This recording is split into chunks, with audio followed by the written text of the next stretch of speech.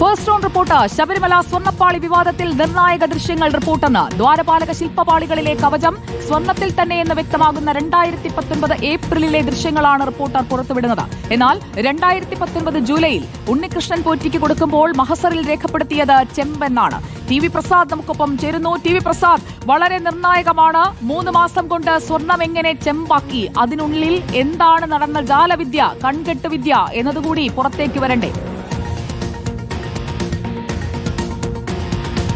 സുജയ, ഉറപ്പായും ദുരൂഹതകൾ ഏറുകയാണ്. ശബരിമലയിലെ ദ്വാരപാലക വിഗ്രഹങ്ങളോട് ചേർന്നുള്ള പാളികൾ, ആ പാളികൾ സ്വർണമാണെന്ന് തെളിയിക്കുന്ന ദൃശ്യങ്ങൾ അത് ഒരുപാട് കാലം മുമ്പുള്ളതല്ല സുജയ.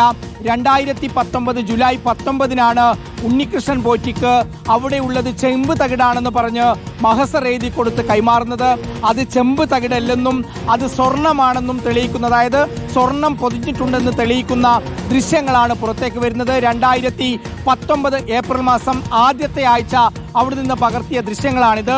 2019 ഏപ്രിൽ എന്ന് കൃത്യമായി പറയാനുള്ള ഒരു കാരണം, ശബരിമല ശ്രീകോവിലിന്റെ വാതിൽ തകരാറായി അത് നന്നാക്കി അവിടെ ഘടിപ്പിച്ചിരുന്നു. ആ സമയത്ത് എടുത്ത പടങ്ങളാണ് ഇപ്പോൾ പുറത്തു വന്നിരിക്കുന്നത്.